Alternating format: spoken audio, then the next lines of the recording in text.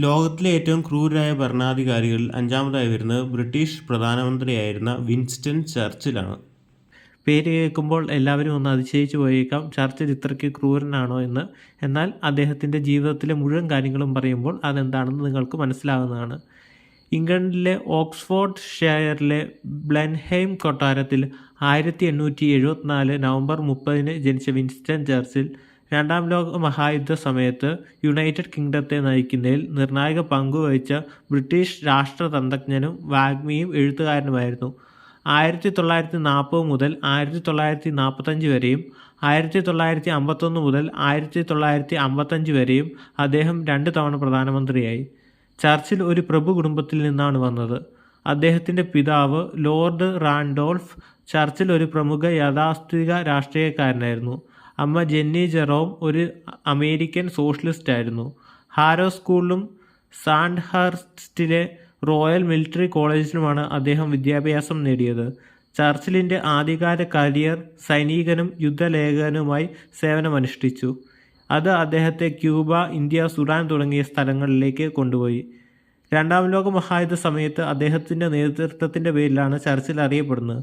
പ്രധാനമന്ത്രി എന്ന നിലയിൽ നാസി ജർമ്മനിക്കെതിരെ സഖ്യകക്ഷികളുടെ വിജയത്തിന് പ്രധാന പങ്ക് വഹിച്ച അദ്ദേഹം തൻ്റെ പ്രസംഗങ്ങളിലൂടെയും ഉറച്ച തീരുമാനങ്ങളിലൂടെയും ബ്രിട്ടീഷ് ജനതയെ പ്രചോദിപ്പിച്ചു. ഇനി ചർച്ചിൽ എന്തുകൊണ്ടൊരു ക്രൂരനായ ഭരണാധികാരിയായി മാറുന്നുവെന്ന് നോക്കാം. അദ്ദേഹത്തിൻ്റെ പ്രശസ്തമായ നേതൃത്വം ഉണ്ടായിരുന്നിട്ടും ചർച്ചിലിൻ്റെ പാരമ്പര്യം നിരവധി വിവാദ തീരുമാനങ്ങളാൽ നശിപ്പിക്കപ്പെട്ടു.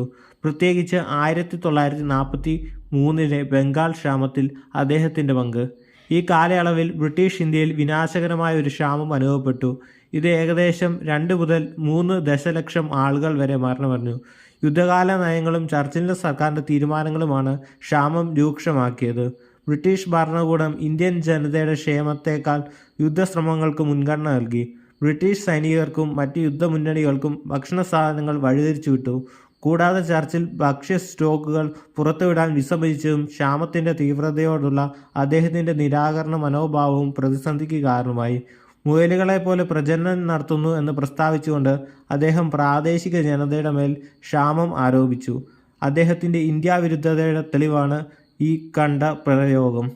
വംശത്തെയും സാമ്രാജ്യത്തെയും കുറിച്ചുള്ള ചർച്ചിലിൻ്റെ വീക്ഷണങ്ങളും അദ്ദേഹത്തിൻ്റെ വിവാഹ നിലപാടുകളെ പ്രതിഫലിപ്പിക്കുന്നു. വംശീയ ശ്രേണിയിൽ അദ്ദേഹം വിശ്വസിക്കുകയും വംശീയമായി വിമർശിക്കപ്പെട്ട നിരവധി പ്രസ്താവനകൾ നടത്തുകയും ചെയ്തു. അദ്ദേഹത്തിൻ്റെ നയങ്ങൾ പലപ്പോഴും കോളനിവൽക്കരിച്ച ജനങ്ങളുടെ ചിലവിൽ ബ്രിട്ടീഷ് സാമ്രാജ്യത്തിൻ്റെ താൽപ്പര്യങ്ങൾക്ക് അനുകൂലമായിരുന്നു. ഈ കാരണങ്ങളാലാണ് ചർച്ചിൽ ഒരു ക്രൂരനായ ഭരണാധികാരിയായി മാറുന്നത്. ഈ ലിസ്റ്റിൽ 4-മതായി വരുന്നത് അമേരിക്കയുടെ പ്രസിഡൻ്റായിരുന്ന ഹാരി എസ് ട്രൂമാനാണ്. 1884 മെയ് 8 മിസോറിയിലെ ലാമറിൽ ജനിച്ച ഹാരി എസ് ട്രൂമാൻ 1945 മുതൽ 1953 വരെ അമേരിക്കയുടെ 33-ാമത് പ്രസിഡൻ്റായിരുന്നു. ഫ്രാങ്ക്ലിൻ ഡി റൂസ്വെൽറ്റിൻ്റെ മരണശേഷം അദ്ദേഹം പ്രസിഡന്റ് സ്ഥാനം ഏറ്റെടുക്കുകയും രാജ്യത്തെ അവസാന ഘട്ടത്തിലേക്ക് നയിക്കുകയും ചെയ്തു. രണ്ടാം ലോക മഹായുദ്ധവും ശീതയുദ്ധത്തിൻ്റെ ആദ്യ വർഷങ്ങളും ഹാരി എസ് ട്രൂമാനായിരുന്നു അമേരിക്കയുടെ പ്രസിഡന്റ്. 1945 ഓഗസ്റ്റിൽ ഹിരോഷിമയിലും നാഗസാക്കിയിലും അണുബോംബ് സ്ഫോടനങ്ങൾ നടത്താൻ ട്രൂമാൻ്റെ ഏറ്റവും വിവാദപരവും ക്രൂരമായ തീരുമാനങ്ങളിലും ഒന്നായിരുന്നു. സ്ഫോടനങ്ങൾ തീവ്രമായ ധാർമ്മിക ചർച്ചയുടെ വിഷയമായി തുടരുന്നു. യുദ്ധം അവസാനിപ്പിക്കാൻ അവ ആവശ്യമാണോ അതോ അനാവശ്യ വൻനാശം സൃഷ്ടിച്ചതാണോ എന്നതിനെക്കുറിച്ചുള്ള വാദങ്ങൾ. രണ്ടാം ലോക മഹായുദ്ധം വേഗത്തിൽ അവസാനിപ്പിക്കാനും ജപ്പാനിലെ ചിലവേറിയ അധിനിവേശം ഒഴിവാക്കാനുള്ള ആഗ്രഹവുമാണ് ആറ്റോമിക് ആയുധങ്ങൾ ഉപയോഗിക്കാനുള്ള ട്രൂമാൻ്റെ തീരുമാനത്തിലേക്ക് നയിച്ചത്. എന്നിരുന്നാലും ബോംബ് സ്ഫോടനം മൂലമുണ്ടാകുന്ന വലിയ മനുഷ്യയാതനകൾ ആഘാതത്തിൻ്റെയും വിവാദത്തിൻ്റെയും ശാശ്വതമായ പാരമ്പര്യം അവശേഷിപ്പിച്ചു. ട്രൂമാൻ്റെ പ്രസിഡൻസി ശീതയുദ്ധത്തിൻ്റെ തുടക്കവും കണ്ടു. ഈ സമയത്ത് അദ്ദേഹം സോവിയറ്റ് വിപുലീകരണം ഉൾക്കൊള്ളാൻ ലക്ഷ്യമിട്ടുള്ള നയങ്ങൾ നടപ്പിലാക്കി. കമ്മ്യൂണിസത്തെ ചെറുക്കുന്ന രാജ്യങ്ങൾക്ക് പിന്തുണ വാഗ്ദാനം ചെയ്ത ട്രൂമാൻ സിദ്ധാന്തവും പടിഞ്ഞാറൻ യൂറോപ്പിനെ പുനർനിർമ്മിക്കാൻ സാമ്പത്തിക സഹായം നൽകിയ മാർഷൽ പദ്ധതിയും ഇതിൽ ഉൾപ്പെടുന്നു. അമേരിക്കയും സോവിയറ്റ് യൂണിയനും തമ്മിലുള്ള മത്സരത്തിൽ ട്രൂമാൻ പ്രധാന പങ്ക് വഹിച്ചു. ട്രൂമാൻ്റെ പാരമ്പര്യം സങ്കീർണമായ ഒന്നാണ്. അത് സുപ്രധാന നേട്ടങ്ങളാലും ആഴത്തിലുള്ള വിവാദ തീരുമാനങ്ങളാലും അടയാളപ്പെടുത്തിയിരിക്കുന്നു. അദ്ദേഹത്തിൻ്റെ ജീവിതകഥ ആഗോള സംഘർഷത്തിൻ്റെ കാലത്ത് നേതാക്കൾ അഭിമുഖീകരിക്കുന്ന ബുദ്ധിമുട്ടുള്ള തെരഞ്ഞെടുപ്പുകളും ആ തെരഞ്ഞെടുപ്പുകളുടെ ദൂരവ്യാപകമായ അനന്തരഫലങ്ങളും പ്രതിഫലിപ്പിക്കുന്നു. ജപ്പാനിലെ ഹിരോഷിമയിലും നാഗസാക്കിയിലും അണുബോംബിട്ടതിനെ തുടർന്ന് മാധ്യമങ്ങൾ അദ്ദേഹത്തോട് ചോദിച്ചപ്പോൾ അദ്ദേഹം മറുപടി പറഞ്ഞത് അവസാനത്തെ രാത്രി ഞാൻ സുഖമായി കിടന്ന് ഉറങ്ങിയെന്നായിരുന്നു. അപ്പോൾ അത്രയും ക്രൂരനായ ഒരു മനുഷ്യനായിരുന്നു ഹാരി എസ് ട്രൂമാൻ. അതുകൊണ്ടാണ് അദ്ദേഹം ഈ ലിസ്റ്റിൽ 4-മതായി വരുന്നത്. ഈ ലിസ്റ്റിൽ 3-മതായി വരുന്നത് ജർമ്മനിയിലെ സ്വേച്ഛാധിപതിയായിരുന്ന അഡോൾഫ് ഹിറ്റ്ലറാണ്. 1889 ഹിറ്റ്ലർ ജനിച്ചത്. ചരിത്രത്തിലെ ഏറ്റവും ക്രൂരനായ സ്വേച്ഛാധിപതിയും 12 കൊല്ലം ജർമ്മനിയുടെ ഭരണാധികാരിയുമായിരുന്നു അഡോൾഫ് ഹിറ്റ്ലർ. രണ്ടാം ലോക മഹായുദ്ധത്തിന് കാരണക്കാരനാണ് ഇദ്ദേഹം. ഓസ്ട്രിയയിൽ ജനനം. പുനർനാമകരണം ചെയ്ത നാസി പാർട്ടിയുടെ പ്രചരണ വിഭാഗം തലവനാവുകയും ക്രമേണ പാർട്ടി നേതാവുകയും ചെയ്തു. പ്രകൃതി നിയമത്തിൻ്റെ ഭാഗമാണ് വംശീയ അസമത്വമെന്നും ആര്യവംശമാണ് ഏറ്റവും ശ്രേഷ്ഠമെന്നും ഹിറ്റ്ലർ ഉയർത്തി കാണിച്ചു. ജർമ്മൻ ദേശീയതയെ ഉയർത്താനുള്ള ശ്രമവും നടത്തി. 1933 ഹിഡൻബർഗ് ഹിറ്റ്ലറെ ചാൻസലറാകാൻ ക്ഷണിച്ചു. ഫ്യൂറർ എന്ന പേര് സ്വീകരിച്ച് ഹിറ്റ്ലറുടെ നേതൃത്വത്തിൽ ഗവൺമെൻറ് അധികാരത്തിലേറി. ജൂതവിരുദ്ധ നടപടികളുടെ ഭാഗമായി യഹൂദരെ കൊന്നൊടുക്കാൻ തുടങ്ങി. കോൺസെൻട്രേഷൻ ക്യാമ്പുകൾ എന്ന കുപ്രസിദ്ധമായ കൊലക്കളങ്ങൾ തുടങ്ങുകയും 60 ലക്ഷത്തിൽ പരം നിരപരാധികളായ യഹൂദരെ വധിക്കുകയും ചെയ്തു. പോളണ്ടിനെതിരെയുള്ള പെട്ടെന്നുള്ള ആക്രമണമാണ് രണ്ടാം ലോക മഹായുദ്ധത്തിലേക്ക് നയിച്ചത്. 1945 സഖ്യകക്ഷികൾ വിജയിച്ചതോടെ ഗത്യന്തരമില്ലാതെ ഭൂമിക്കടിയിലെ ബങ്കറിൽ വെച്ച് ഇവാ ബ്രൗണിനെ വിവാഹം കഴിക്കുകയും അടുത്ത ദിവസം തന്നെ രണ്ടുപേരും ആത്മഹത്യ ചെയ്യുകയും ചെയ്തു. ഈ ലിസ്റ്റിൽ 2-മതായി വരുന്നത് സോവിയറ്റ് യൂണിയനിലെ സ്വേച്ഛാധിപതിയായിരുന്ന ജോസഫ് സ്റ്റാലിനാണ്. ജനിച്ചത് ബസാരിയോണിസ് ഡിസയിൽ. 1878 ഡിസംബർ 18 ജോർജിയയിലെ ഗോറിയിൽ ഗുഗാഷ്വിലി എളിയ ജീവിതത്തിൽ നിന്ന് ചരിത്രത്തിലെ ഏറ്റവും ശക്തനും ഭയങ്കരനുമായ നേതാക്കളിൽ ഒരാളായി ഉയർന്നു വന്നു. ഒരു പാവപ്പെട്ട ദുരുപയോഗം ചെയ്യുന്ന കുടുംബത്തിൽ നിന്ന് സോവിയറ്റ് യൂണിയൻ്റെ അമരത്തിലേക്കുള്ള അദ്ദേഹത്തിൻ്റെ യാത്ര അതിമോഹത്തിൻ്റെയും ക്രൂരതയുടെയും അപാരമായ ക്രൂരതയുടെയും കഥയാണ്. സ്റ്റാലിൻ്റെ ആദ്യകാലങ്ങൾ കഷ്ടപ്പാടുകൾ നിറഞ്ഞതായിരുന്നു. ദാരിദ്ര്യത്തിൽ വളർന്ന അദ്ദേഹം ദുഷ്കരമായ ബാല്യകാലം ദുഷ്കരമായ പിതാവിനൊപ്പം സഹിച്ചു. ഈ വെല്ലുവിളികൾക്കിടയിലും അദ്ദേഹം പഠനത്തിൽ മികവ് പുലർത്തുകയും ഡീഫ്ലിസ് തിയോളജിയൽ സെമിനാരിയിൽ പങ്കെടുക്കുകയും ചെയ്തു. എന്നിരുന്നാലും ബിരുദം നേടുന്നതിന് മുമ്പ് അദ്ദേഹം പോയി.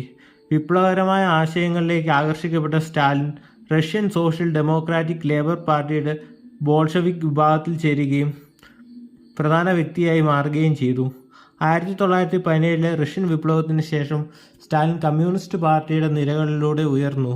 1920കളുടെ അവസാനത്തോടെ അദ്ദേഹം അധികാരം ഉറപ്പിക്കുകയും ലെനിൻ്റെ മരണത്തെ തുടർന്ന് സോവിയറ്റ് യൂണിയൻ്റെ യഥാർത്ഥ നേതാവായി മാറുകയും ചെയ്തു. കടുത്ത ക്രൂരതയുടെയും അടിച്ചമർത്തലുമായിരുന്നു സ്റ്റാലിൻ്റെ ഭരണത്തിൻ്റെ സവിശേഷത. അദ്ദേഹത്തിൻ്റെ നയങ്ങളും പ്രവർത്തനങ്ങളും ദശലക്ഷക്കണക്കിന് ആളുകളുടെ മരണത്തിലേക്ക് നയിച്ചു. ഭ്രമാത്മകതയും തൻ്റെ അധികാരത്തിന് സാധ്യമായ ഭീഷണികൾ ഇല്ലാതാക്കാനുള്ള ആഗ്രഹവും മൂലം സ്റ്റാലിൻ മഹത്തായ ശുദ്ധീകരണത്തിന് തുടക്കമിട്ടു. രാഷ്ട്രീയ അടിച്ചമർത്തലിൻ്റെ ഈ ക്യാമ്പയിനിൽ കമ്മ്യൂണിസ്റ്റ് പാർട്ടിയിലും സൈന്യത്തിലും പൊതുജനത്തിലും ശത്രുക്കളായി കരുതപ്പെടുന്നവരെ വധിക്കുകയും തടവിലാക്കുകയും ചെയ്തു. ഏകദേശം 1 ദശലക്ഷം ആളുകൾ വധിക്കപ്പെട്ടതായി കണക്കാക്കപ്പെടുന്നു. കൂടാതെ ദശലക്ഷക്കണക്കിന് ആളുകളെ ലേബർ ക്യാമ്പുകളിലേക്ക് അയച്ചു. രണ്ടാം ലോക മഹായുദ്ധത്തിൻ്റെ ആദ്യഘട്ടത്തിൽ രാജ്യം ദുർബലമായ അവസ്ഥയിലാക്കിയ സോവിയറ്റ് സൈനിക നേതൃത്വത്തെ ഈ ശുദ്ധീകരണം നശിപ്പിച്ചു. നിർബന്ധിത ശേഖരണവും ക്ഷാമവും.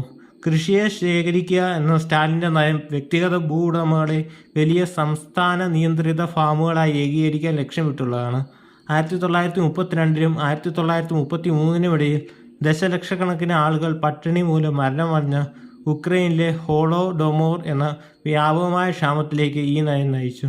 നിർബന്ധിത കൂട്ടുകെട്ട് കാർഷിക ഉൽപ്പാദനത്തെ തടസ്സപ്പെടുത്തുകയും കർഷകർക്കിടയിൽ വലിയ ദുരിതം ഉണ്ടാക്കുകയും ചെയ്തു. Gulag system.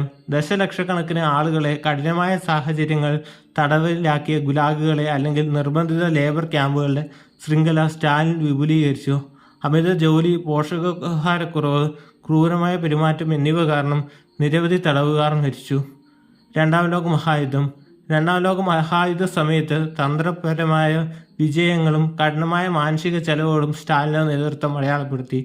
1941 ജർമ്മനി സോവിയറ്റ് യൂണിയനെ ആക്രമിച്ചതിനെ തുടർന്ന് നാസി ജർമ്മനിയുമായുള്ള അദ്ദേഹത്തിൻ്റെ പ്രാരംഭ ആക്രമണേതര ഉടമ്പടി ക്രൂരമായ ഒരു സംഘടനത്തെ തുടർന്ന് ഈ നാശനഷ്ടങ്ങൾക്കിടയിലും സോവിയറ്റ് യൂണിയൻ വിജയിച്ചു. നാസി ജർമ്മനിയുടെ പരാജയത്തിൽ സ്റ്റാലിൻ്റെ പങ്ക് അദ്ദേഹത്തിൻ്റെ ശക്തി ഉറപ്പിച്ചു. സ്റ്റാലിൻ്റെ പാരമ്പര്യം വളരെ വിവാദപരമാണ്. അദ്ദേഹം സോവിയറ്റ് യൂണിയനെ ഒരു വലിയ ലോകശക്തിയാക്കി മാറ്റുകയും നാസി ജർമ്മനിയെ പരാജയപ്പെടുത്തുന്നതിൽ നിർണായക പങ്കുവഹിക്കുകയും ചെയ്തപ്പോൾ അദ്ദേഹത്തിൻ്റെ ഭീകരതയുടെയും അടിച്ചമർത്തൽ നയങ്ങളുടെയും ഭരണം വലിയ കഷ്ടപ്പാടുകളും ജീവഹാനിയും ഉണ്ടാക്കി. സ്റ്റാലിൻ്റെ ഭരണത്തിന് കാരണമായ മൊത്തം മരണങ്ങളുടെ കണക്കുകൾ 20 മുതൽ 30 ദശലക്ഷം വരെയാണ്. സമ്പൂർണ്ണ അധികാരത്തിൻ്റെ അപകടങ്ങളെയും ഏകാധിപത്യ ഭരണത്തിൻ്റെ വിനാശകരമായ ആഘാതത്തെയും കുറിച്ചുള്ള വ്യക്തമായ ഓർമ്മപ്പെടുത്തലാണ് സ്റ്റാലിൻ്റെ ജീവിതകഥ. അദ്ദേഹത്തിൻ്റെ പേര് സ്വേച്ഛാധിപത്യത്തിൻ്റെയും ക്രൂരതയുടെയും പര്യായമായി തുടരുന്നു. 20-ാം നൂറ്റാണ്ടിൻ്റെ ചരിത്രത്തിൽ ഒരു നീണ്ട നിഴൽ വീഴ്ത്തി. ഈ ലിസ്റ്റിൽ ഒന്നാമതായി വരുന്നത് ചൈനയിലെ സ്വേച്ഛാധിപതിയായിരുന്ന മാവോ സേതുങ്ങാണ്. ചൈനയിലെ ഹുനാൻ പ്രവിശ്യയിലെ ഷാവോഷനിൽ 1893 ഡിസംബർ 26 ജനിച്ച മാവോ സേതുങ് ഒരു വിപ്ലവ നേതാവും പീപ്പിൾസ് റിപ്പബ്ലിക് ഓഫ് ചൈനയുടെ PRCയുടെ സ്ഥാപകനുമായിരുന്നു. 1949 ചൈനയുടെ സ്ഥാപനം മുതൽ 1976 മരിക്കുന്നവരെ അദ്ദേഹം ചൈനയെ നയിച്ചു. മാവോ ഒരു കർഷക കുടുംബത്തിലാണ് വളർന്നത്. തുടക്കത്തിൽ ഒരു അധ്യാപകനായി പരിശീലനം നേടി. അദ്ദേഹത്തിൻ്റെ വിപ്ലവ പ്രവർത്തനങ്ങളിൽ ഏർപ്പെടുകയും 1921 ചൈനീസ് കമ്മ്യൂണിസ്റ്റ് പാർട്ടിയുടെ സ്ഥാപക അംഗവുമായിരുന്നു.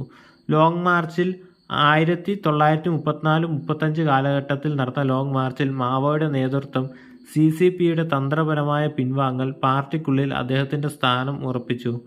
ചൈനീസ് ആഭ്യന്തര യുദ്ധത്തിൽ CCPയുടെ വിജയത്തിന് ശേഷം 1949 ഒക്ടോബർ 1 മാവോ PRC സ്ഥാപിക്കുന്നതായി പ്രഖ്യാപിച്ചു. അദ്ദേഹത്തിൻ്റെ നേതൃത്വത്തെ ശ്രദ്ധേയവും പലപ്പോഴും വിവാദപരമായ നയങ്ങളാൽ അടയാളപ്പെടുത്തിയിരിക്കുന്നു. മാവോയുടെ ഭരണം അതിൻ്റെ അങ്ങേയറ്റത്തെ നയങ്ങൾക്കും അവ സൃഷ്ടിച്ച മനുഷ്യരുടെ കാര്യമായ കഷ്ടപ്പാടുകൾക്കും കുപ്രസിദ്ധമാണ്. ചൈനയെ അതിവേഗം വ്യാവസായികവൽക്കരിക്കാനും കൃഷിയെ കൂട്ടുപിടിക്കാനുമുള്ള മാവോയുടെ അതിമോഹ പദ്ധതി ചരിത്രത്തിലെ ഏറ്റവും മാരകമായ ക്ഷാമത്തിലേക്ക് നയിച്ചു. നിർബന്ധിത ശേഖരണവും യാഥാർത്ഥ്യമല്ലാത്ത ഉൽപ്പാദന ലക്ഷ്യങ്ങളും വ്യാപകമായ ഭക്ഷ്യക്ഷാമത്തിന് കാരണമായി. പട്ടിണിയും അനുബന്ധ കാരണങ്ങളും മൂലം 15 മുതൽ 45 ദശലക്ഷം ആളുകൾ വരെ മരിച്ചു എന്നാണ് കണക്കാക്കപ്പെടുന്നത്. സാംസ്കാരിക വിപ്ലവം. തൻ്റെ നിയന്ത്രണം പുനഃസ്ഥാപിക്കാനും കമ്മ്യൂണിസ്റ്റ് പ്രത്യയശാസ്ത്രം നടപ്പാക്കാനുമുള്ള ശ്രമത്തിൽ മാവോ സാംസ്കാരിക വിപ്ലവം ആരംഭിച്ചു. തീവ്രമായ ആക്രമണം, പീഡനം, സാമൂഹിക അരാജകത്വം എന്നിവയാൽ ഈ കാലഘട്ടം അടയാളപ്പെടുത്തി. ബുദ്ധിജീവികളും ഭരണകൂടത്തിൻ്റെ ശത്രുക്കളും സാധാരണ പൗരന്മാരും വരെ ലക്ഷ്യമിട്ടിരുന്നു. പലരും പീഡിപ്പിക്കപ്പെടുകയോ തടവിലാക്കപ്പെടുകയോ കൊല്ലപ്പെടുകയോ ചെയ്തു. പ്രതിവിപ്ലവകാരികളെന്ന് കരുതപ്പെടുന്നവരെ ആക്രമിക്കാൻ റെഡ് ഗാർഡ്സ് എന്ന യുവസേനയെ പ്രോത്സാഹിപ്പിച്ചു. സാംസ്കാരിക വിപ്ലവം ദശലക്ഷക്കണക്കിന് ആളുകളുടെ മരണത്തിൽ കലാശിക്കുകയും ചൈനീസ് സമൂഹത്തിൽ ശാശ്വതമായ മുറിവുണ്ടാക്കുകയും ചെയ്തു. രാഷ്ട്രീയ ശുദ്ധീകരണം, വിയോജിപ്പുകളെ അടിച്ചമർത്തലും തൻ്റെ ഭരണത്തിലുടനീളം രാഷ്ട്രീയ എതിരാളികളെ ഇല്ലാതാക്കുന്നതിനും അധികാരം ഉറപ്പിക്കുന്നതിനുമായി മാവോ നിരവധി ശുദ്ധീകരണ പ്രവർത്തനങ്ങൾ നടത്തി. ഈ ശുദ്ധീകരണ പ്രവർത്തനങ്ങളിൽ പലപ്പോഴും പൊതു അവഹേളനം, പീഡനം, വധശിക്ഷ എന്നിവ ഉൾപ്പെടെയുള്ള ക്രൂരമായ രീതികൾ ഉൾപ്പെടുന്നു. വലതുവിരുദ്ധ ക്യാമ്പയിൻ ബുദ്ധിജീവികളെയും വിമർശകരെയും ലക്ഷ്യമിട്ട് ലക്ഷക്കണക്കിന് ആളുകളെ പീഡിപ്പിക്കാൻ ഇടയാക്കി. വിയോജിപ്പുകളോടുള്ള സഹിഷ്ണുതയുടെ അഭാവമാണ് മാവോയുടെ ഭരണത്തിൻ്റെ സവിശേഷത. അദ്ദേഹത്തിൻ്റെ നയങ്ങൾക്കെതിരായ ഏത് എതിർപ്പും കഠിനമായ ശിക്ഷയ്ക്ക് വിധേയമായിരുന്നു. മാവോയുടെ നയങ്ങളും പ്രവർത്തനങ്ങളും വലിയ കഷ്ടപ്പാടുകളും ജീവഹാനിക്കും കാരണമായി. അദ്ദേഹത്തിൻ്റെ ഭരണത്തിന് കാരണമായ മൊത്തം മരണങ്ങളുടെ എണ്ണം 45 ദശലക്ഷത്തിൽ നിന്ന് 78-80 ദശലക്ഷമായി ഉയർന്നതായി കണക്കാക്കുന്നു. കേവല അധികാരത്തിൻ്റെയും പ്രത്യയശാസ്ത്ര തീവ്രതയുടെയും അപകടമാണ് മാവോയുടെ ഭരണം സൂചിപ്പിക്കുന്നത്. ചൈനയുടെ ചരിത്രത്തിലും ലോകത്തും മായാത്ത മുദ്ര പതിപ്പിച്ച വിപ്ലവ തീക്ഷ്ണതയുടെയും നിർദ്ദയമായ ഭരണത്തിൻ്റെയും സമ്മിശ്രമാണ് മാവോ സേതുങ്ങിൻ്റെ ജീവിതകഥ.